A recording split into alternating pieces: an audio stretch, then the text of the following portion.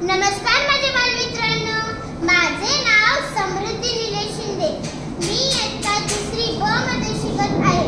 माझ्या शाळेचे नाव गेनबा सोपानराव मोजे प्राथमिक प्रशाला एरोडफणीचा। मी आज तुमच्या पुढे एक छोटीशी गोष्ट सादर करत आहे। माझ्या गोष्टीचे नाव आहे फुलांचे संमेलन। एका सुंदर बागेत सकाळीच फुलांचे संमेलन भरले होते। जाई, जुई, कर्दळीची सगळीकडेच वर्दळ होती। झेंडू, कनेरी आणि जास्वंद दिसत होते आनंदी। पिवळा आणि हिरवा चाफा शांत बसले होते। पांढरा मोगरा स्वच्छ सदरा घालून इकडून तिकडे फिरत होता। सगळ्यांच्या स्वागतासाठी तळ्यातले कमळ डोलत होते। निशिगंधाच्या वासाने वातावरण प्रसन्न झाले होते। सगळ्या बागेत फुलांच्या सुगंधाने फुलपाखरांना आमंत्रित केले होते। एवढ्यात एका फुलपाखराने संदेश आणला, चला चला, फुलांचा राजा आला, चला स्वागताला। सगळी फुले सावध झाली, आपापल्या जागी ताट उभी राहिली।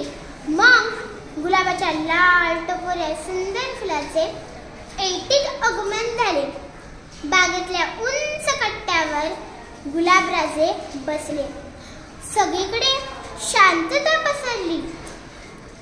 सदाफुलीने छान गाणे म्हटले, झेंडूने गोष्ट सांगितली, फुलपाखरांनी नाच करून दाखवला, निशिगंधाने गुलाबरावांचे स्वागत केले। जाई, जुई बाजूला उभ्या राहिल्या आणि गुलाबराजे उभे राहिले। मोठ्या उत्साहाने त्यांनी आपले भाषण सुरू केले।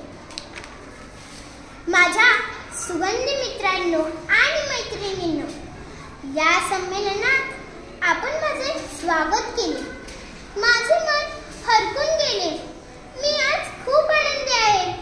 आजपर्यंत सगळ्यांच्या स्वागतासाठी मीच पुढे असायचो, पण आज माझे स्वागत, मन अगदी प्रसन्न झाले। मित्रांनो, आपला सुगंध असा सर्वांना दरवळत राहू, प्रत्येकाच्या जीवनात आनंद फुलावा, असे मला मनापासून वाटते।